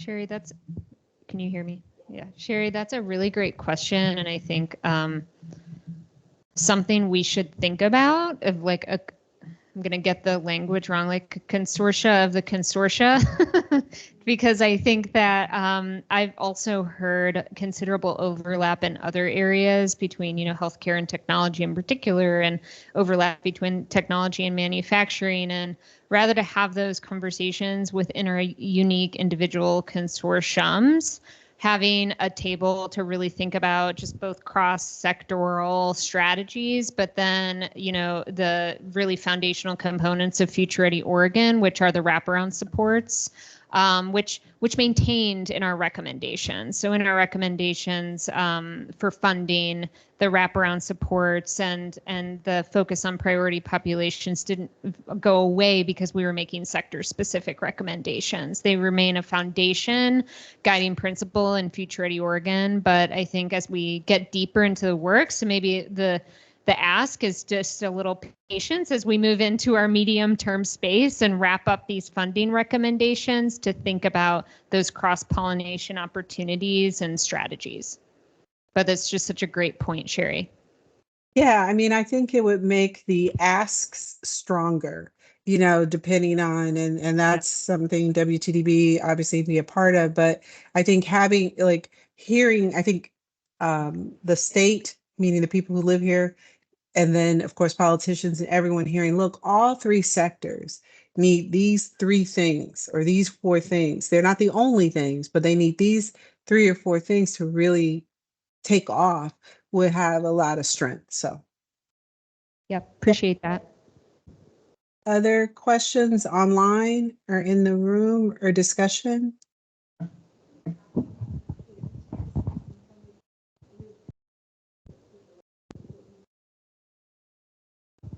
Yes, the industry consortia are kind of they are going to be, I guess, permanent, generally speaking. It's that permanent place for these partnerships. And so it does extend, though, I mean, there's obviously steps that we have to take still to pass a budget and all of the things that go into that. But the plan is that these would be permanent.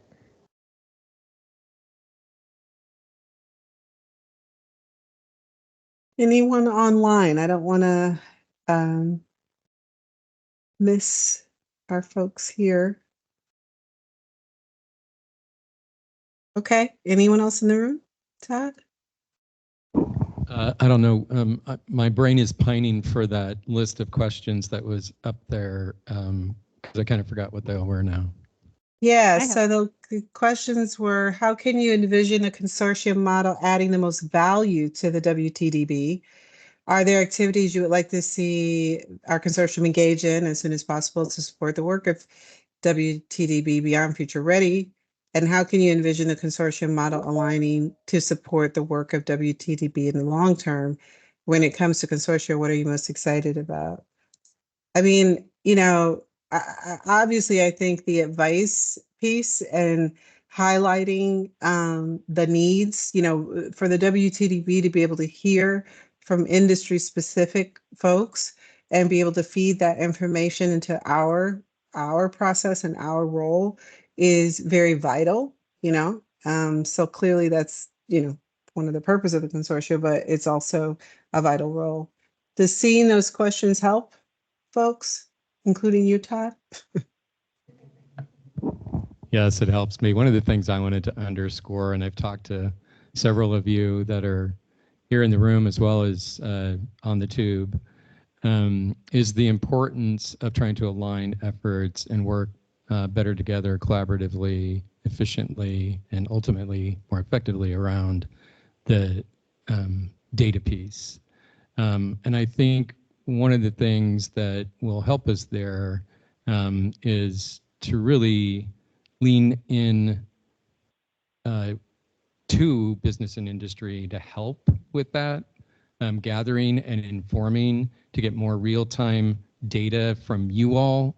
I know that some of you are a little bit more sophisticated in what you're able to do and are currently doing. And so we'll look to you to help lead those efforts. The other thing I think that's starting to percolate up on the national basis and find its way into our state now, not surprisingly, Folks like Venkat and Skip can probably help us here as well. But Deb Hill, who is on the WTDB Workforce Readiness Committee, is very interested and passionate in learning about and potentially piloting and, if warranted, scaling tools that are AI driven. So there seems to be more and more of these data gathering tools that are backed by pretty sophisticated algorithms that can potentially get us to where we've been sort of pining to go for a long time. So back to you, Sherry. Okay. All right. Anyone else? Heather? Yay, I see a hand. Hi, Heather. I see your hand. Hey, sorry guys, I came really late to the party. I just got back to Bend. I first wanted to say I think that Sarah and Carrie are doing exceptional work, and I have complete faith in their skills, absolutely 100%. And I do need to point out that the way that the statewide sectors are being convened is different than the next generation sector partnership model that local boards use, which centers around business leading. And so I just want to make sure, and I know there are plans in place and some of the consortia have more industry representation, but it is so important that we have a system that pulls and that we're not pushing people towards something, because at the end of the day, if industry isn't asking for it, then we're not actually doing good investments in training. So I know this is already on their radar, but I just had to say that out loud, that industry has to lead this work. Because that's who hires the people. So, and I know that's happening. That's on absolutely on Carrie and Sarah's radar. I appreciate you highlighting that, Heather. We are kind of in our first, I don't know why I'm calling it a first quarter because it's not, but our first objective and our medium-term objectives is to doing some deep listening with industry through industry focus groups. So just appreciated you highlighting the difference and the energy we're putting behind really understanding industry needs. And your faith I in have us. complete confidence in both of you. I absolutely think you're the right people in the right seats, 100%. Thank you, Heather, for your support and the invite to come to Bend to run focus groups in person. Appreciate it. Awesome. Thank you. Thank you. Well, anyone else before we move on in the agenda? All right. Well, Carrie and Sarah, I want to thank you for coming and doing the presentation. We can switch our presentation out now. And just thank you so much for all your work, and we really appreciate it. And thanks for being live on site. I wish I could be there. Thanks so much. Appreciate it. Thank you. All right. Well, we're going to go to our next agenda item, and that is we're going to have David Gerstenfeld and Todd do some updates on Department of Labor finding, Continuous Improvement Committee, and the scorecard. So, David, we'll have you go first. How is that? That's fine. Thanks. Hi, everyone. David Gerstenfeld, he, him. And wanted to give you just an update primarily as a precursor for something that will be coming to the board for a vote later on a policy and what some of the context is. So I apologize a little bit for dragging us probably more into the weeds than anybody wants. One of the programs that the Employment Department administers is the Trade Adjustment Act, which provides all types of retraining resources for people who are unemployed because of the impacts of trade. That is a federal program.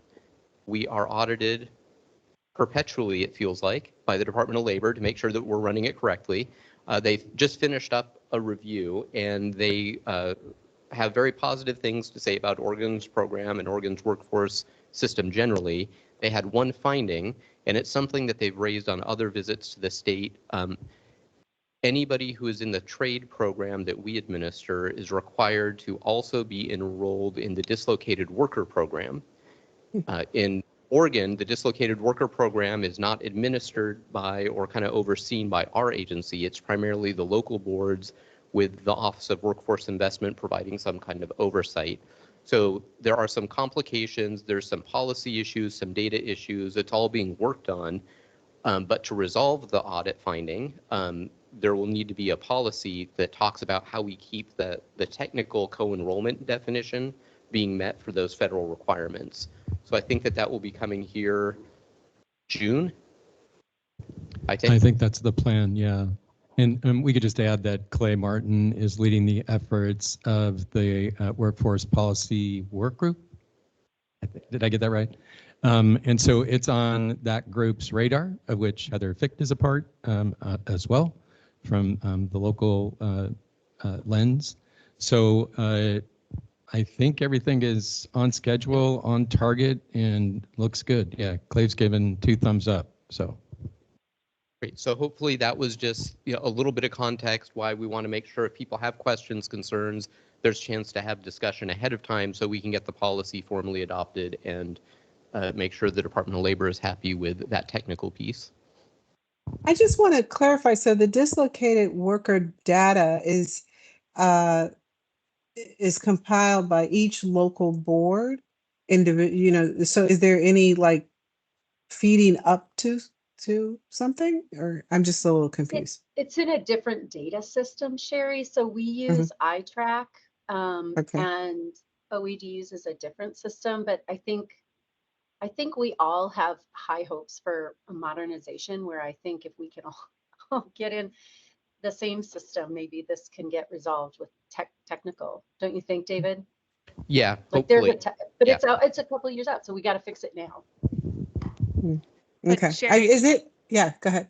I'll just add that, and then iTrack submits the data to HEC, the dislocated worker data to HEC, and we submit that to the Department of Labor. That's what I was confused about. Because do other states doesn't Department of Labor manage that in other states? I mean, we don't know. I assume that, but anyway. Okay, just curious. Yeah, I think it's the programs are divided up differently in different states. In most states, I think the kind of oversight function that the Office of Workforce Investment does of gathering that collated dislocated worker data and submitting it to the federal government. In some states, that is done by the same agency that does like the trade program or the Wagner-Pfizer services, but not in Oregon. So, yeah. Thank you. Thanks, Travis. Okay, real quick from me. I'm sort of channeling Patsy Richards here because I'm missing her. So she would be pleased to hear me report out that the Continuous Improvement Committee just approved the statement of work around the RFP for the 2024 WorkSource Oregon assessment. So that has now been approved by Julia and gone over to procurement with a request for speedy processing.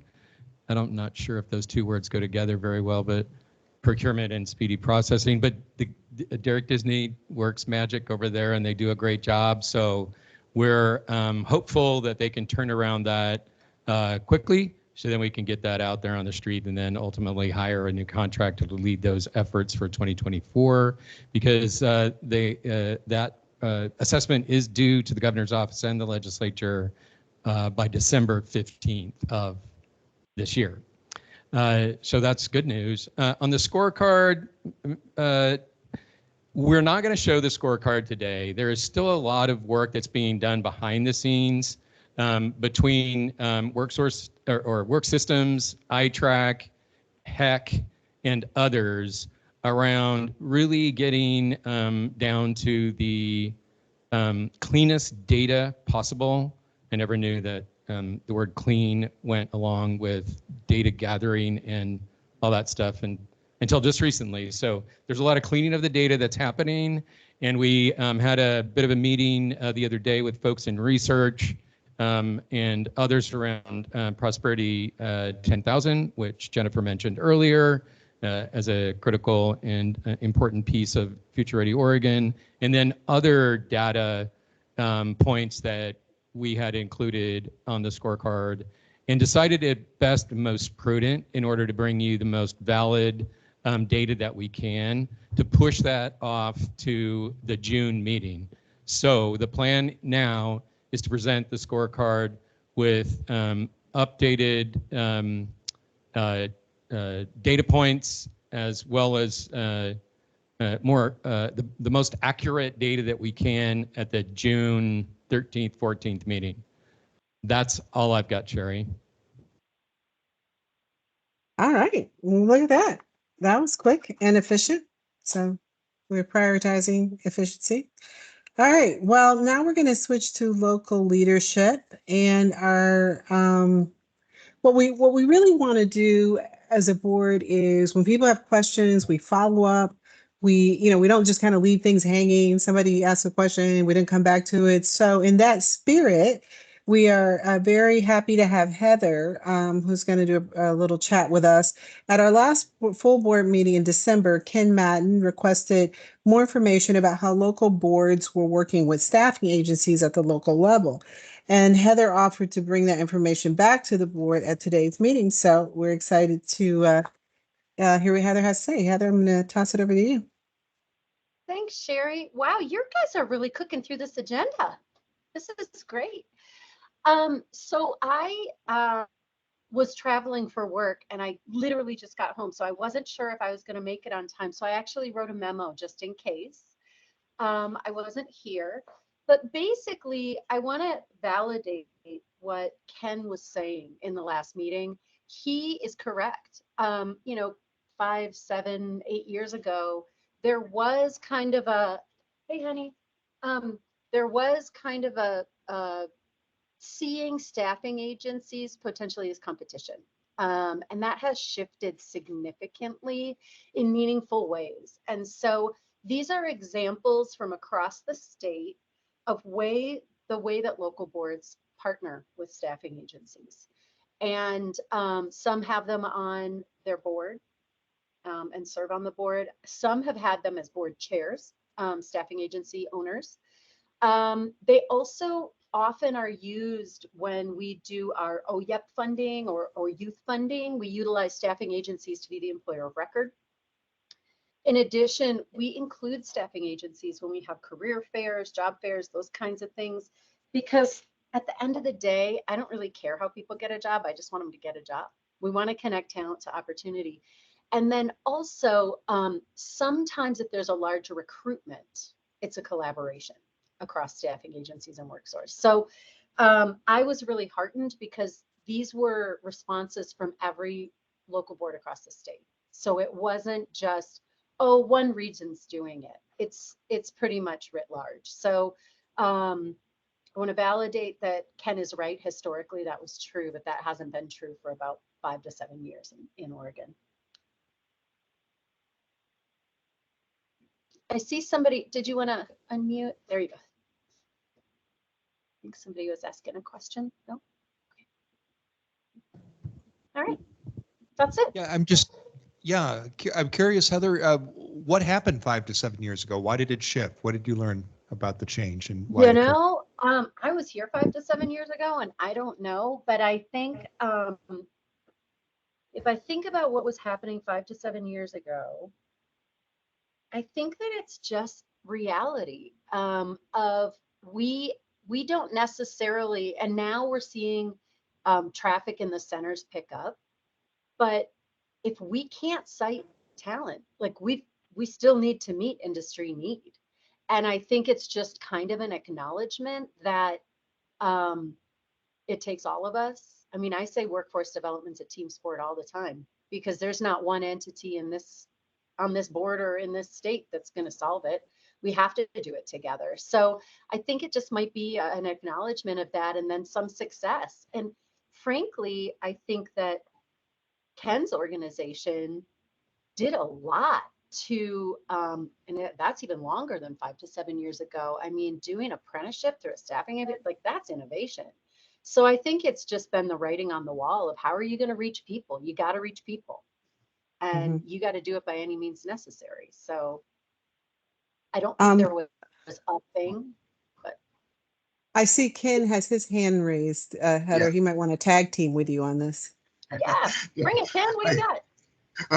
Well, one, I appreciate the comments, Heather, and I do have to agree. Our industry needed a lot of cleaning up itself and a lot of self-policing, and it wasn't easy. When I started, our company started 36 years ago, so I went through a long time period well, there was only about 12 staffing firms in the state of Oregon at the time. I was the head of the staffing association. So there's been tremendous growth, but with that growth came a lot of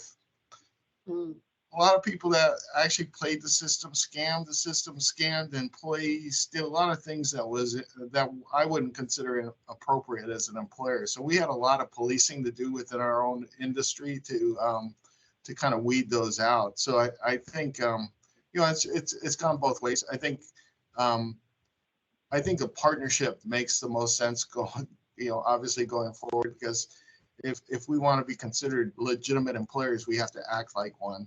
And if we're going to act like one, then we should be respected like one. But in every industry, there's good and bad players, and we had to do a lot of cleaning up. So I think I appreciate everything the workforce system has done for the state of Oregon, and that partnership with staffing firms, I think, has benefited us both substantially. Yeah, and I also think that industry leads for us, right? So if industry's saying I'm working with a staffing company, then you better roll up your sleeves, WorkSource, and work with that staffing company. Like, if you want to be relevant, then be relevant. So. Right. All right. Well, thank you both for that. Any other questions on this topic? Any other questions? Before we close, I do want to, I was going to do this at the beginning, but I'm glad we didn't. I really liked our start grounding us in where we are. So I appreciated that. But I do want to open the floor for any issues, topics, or things that folks might want to bring to the board. And I have one, which is why I'm leading into that. And that is some work that I am doing in my day job with the Children's Institute here in Portland, which is has convened a child care facilities roundtable. And basically what this roundtable is doing is trying to look at the multiple issues involved in getting more child care infrastructure in the state. So, child care has many layers to it, right? There's the workforce, there's accessibility, there's all these things, but this is specifically looking at facilities. And I said to Todd, I'd love to just put this out here for us as a workforce board, because we have several things moving right now that could have a big impact on the physical infrastructure of childcare. We have the CHIPS Act, which has money that could help potentially. We have the governor's initiative around building. And so we're talking about, potentially having childcare facilities be a part of that. And there's a third thing that is, of course, skipped my mind, but we have a couple of things moving in the state that could impact our ability to grow and sustain childcare facilities. And I do want to say the facilities roundtable is not looking at one type of facility. So not just looking at, a freestanding building, but home facilities, the scale needed, the connection in rural areas. This all falls under facilities. And I just think, there's a lot of money moving, and making sure that childcare facilities is a part of some of these things now would be better than later, going back later and trying to have that conversation. So that's something I would like to bring to the group. And Vince, I saw you had raised your hand. I didn't know if it was related to this or if you had something else you also wanted to bring. No, thank you, and I apologize. I had to get in the car and head back for a 4 o'clock meeting. But and I know Melissa Drugi is on this call as well, so she's welcome to chime in. But in the 2023 legislative session, I'm sure you know about this, but just sharing for the group because we can bring more detail back. The legislature allocated $50 million of believe it, lottery bonds, but bonds that are going into a child care infrastructure program that Business Oregon is standing up as we speak. And there actually have begun listening sessions around the state. I believe, if I remember right, Melissa, I don't know if you have it on top of your mind, but the first listening session in Tillamook just happened about understanding where the infrastructure needs are greatest around the state. And if in future agendas it made sense for us to bring our childcare infrastructure coordinator to give the group an update, I'm happy to help coordinate on that. Great. Yeah, I think I personally think that would be great because that $50 million is amazing. But I think the cost of getting us up to speed is I don't have the exact numbers, so I don't want to say it, but I know it's more than that. But it's a great start and we're excited about that. But yeah. So Martha?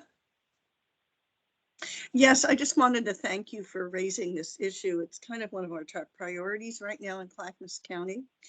So any additional information you can get to us, and our workforce board would be greatly appreciated.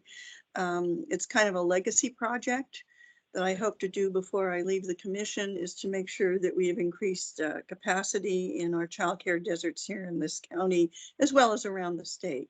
So thank you so much, Sherry, for the work you do. And thank you for bringing this up so it can become one of our priorities. All right. Thank And you. you'll be glad to know that Bridget Daisy serves on the committee that Business Oregon has working on this. I'm not Perfect. surprised. I work with her very closely. She's fantastic. Thank you. Melissa? Yes, thank you. Melissa Drugi with Business Oregon and one of your newer members. This is my second meeting, but I want to thank Vince for making you aware of our childcare infrastructure funding. And he is correct. We've just wrapped up the Tillamook listening session. There's scheduled an in-person for Burns, and then there's going to be 2 virtual sessions. So I will be, I'll get those details and information to Sydney so she can push it out to all the board members so that you can see those dates and times. And then I'd be happy to coordinate to have our childcare coordinator for the funding to come and present. Or if you would prefer, we can do something, prepare a memo as well that would be helpful if there's timing issues for June. So whatever you need, we're happy to help and support that. Awesome. Thank you. Thank you. Thank you. Sherry? Yes. Can I add one last Yes. thing? And this is largely because I know that, first of all, the Children's Institute has been doing a fantastic job coordinating across all of the issues. But one dynamic that I just will share as like a primer to that discussion is the Business Oregon's program is really focused on physical infrastructure improvements and helping the physical infrastructure needs in childcare. There's a companion piece around technical assistance, and then even operational needs on the DELC is a part of as well. And it's maybe confusing for those not inside state government, but just the types of funding streams we have are directed to different types of solutions in this space. And I just wanted to flag that. Yes, different funding, and also different elements, because there is, as we look at the governor's push around infrastructure or building housing, let's say housing, affordable housing, how do we make a hospitable environment for those who may be building, which is different, I think, than the capacity building infrastructure support, so that they are able to consider and have childcare as part of that housing. You know what I mean? Like there's all these layers to the question. So it's getting at all those pieces, I think. But yeah. Any folks in the room want to get in on this particular one? Or I'm happy to transition, having brought this to the floor, and we'd love to follow up on it and have that presentation, Vince and Melissa. But are there other topics that people would like to bring up that like us to be aware of, or that you think, hey, this might be, and Ken, there we go. Well, I was just going to add a good comment. I don't normally get out and visit client sites as often as I used to, but I was invited last week, and my wife and I attended the barge launching out at Gunderson, which it was good to see how robust that site has become. And I guess they're going into building ships now too. So that should be starting up fairly shortly. But I saw multiple military ships lined up waiting for the port to enter the dry dock over at Vigor Marine. So I just want to share that with everybody. If you haven't been down in Portland, the marine industry is really ticking upwards, and we just recently got a recent large order for people out at Vigor as well. So that shows me that that industry is starting to really boom, which is exciting for me to see that. I love seeing good news for Oregon and seeing things really starting to pick up again, because there's been enough news with layoffs and scaling back that it's always nice to see something going the other way for a change. So that's all I wanted to say. Yeah, no, thank you for sharing that. Yeah, we need a good news section of our agenda, as a general rule. I appreciate that. All right, well, before we close it out, anyone else? Todd, would you be able to give us some upcoming dates, things we want to keep on our calendars or make sure are on our calendars? Yeah, sure. Before I do that real quick, Ken, thanks for bringing that up. It made me think of something that we are going to do for the Continuous Improvement Committee, and something that Ann and Sherry and I are currently working on, which is to schedule out the entire year of meetings. So we've got the dates, we've got the times, but we don't necessarily have the topics, guest speakers, sort of what we want to do. So in the spirit of where Sherry was a few hours ago, and her talking about how we've sort of changed the meeting format and why we're 45 minutes ahead, because we've decided to take a number of those sort of pro forma updates that we always do with committees and push them over to executive committee. I would just say that I would love any ideas like you just shared, Ken, in terms of meeting sites, site visits, interesting and wonderful happenings out there, like we got to see today, thanks to Harris. So we can incorporate that into the planning. And if there are topics to go along with physical location and site visits, please, anything, send it my way. And Melissa Drugi, I'm happy to coordinate with you in terms of the child care opportunity that you all were talking about. So to answer your question, Sherry, two things come to mind. I'll toss it over to Clay to see after I say these two things if I've missed anything. But the two that come to mind are number one, the Talent Summit, which again is on May 14th and 15th at the Salem Convention Center here in Salem. Clay has said a couple times already that it might be the best talent summit yet. So what's that? Yeah. So we're excited about our two keynotes that now have committed, and we're planning with them now. And one on the opening day is Romanita Hairston, who's the CEO of Murdoch Foundation. On the second day, we were excited to be able to get President Murty of Oregon State University. So we've got a nice pairing of keynotes. We've got 4 themes, not surprisingly, one of those is Future Ready Oregon. That will be our 4 tracks. The other one, business engagement, a third, youth, and last but definitely not least, a track in data and policy. Feedback we got previously on the Talent Summit was about offering more sessions and breakout opportunities for folks to learn. And so we're going to have 12 or 13, I think. So roughly 3 for each of those tracks. So there'll be plenty of different things to learn as you come to the Talent Summit. We sure hope you do anyway, on the 14th and 15th. There'll be plenty of space to network. We're going to have, at the end of the first evening, a mixer and sort of reception. And we just love to see you all come. I think it'll be great. There'll be speakers that come in from other states.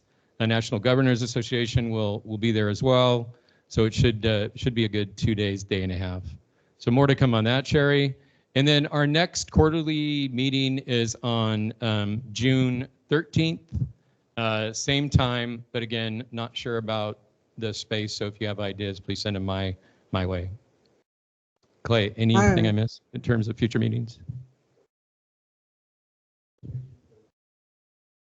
No? Oh yeah, Is Clay said to share that hopefully registration for the Talent Summit will happen on the 15th of this month. So look for that to be sent out broadly on the 15th. Can I ask oh, go ahead, Matt. Just to clarify, so you said the quarterly meeting is on the 13th, but I have it on the 14th, the Friday. Oh, no, it's okay. No, I was looking right at it and I said the 13th, and clearly I was wrong. It's on the 14th. So no, it's all good. It's all good. Yeah. So the 14th from noon to 4. Okay, because that's good clarification, because I was gonna be like, well, then can we get an invite? But it is on the invite. It's on the other day. That's all right. That's all right. Thank you. Thank you so much. All right. Well, any other business? Anything else people want to bring? Again, thank you all for your grace and your flexibility with this hybrid and getting things organized. It is not easy to try to keep folks engaged in multiple formats, so we try. Thank you to everyone who made the trip to the Grand Run as part of the board and took the tour. It is really appreciated for those of us who couldn't be there, and we really respect their effort and time. So thank you all. Have a great weekend. The sun was chasing me. I had to finally pull the shade down. It's actually giving me a headache in my eye, but be that as it may. Have a great weekend, and thank you, everyone. All right. Thanks, everybody. Take Thank care. you, Sherry. Okay, bye-bye. Thank you.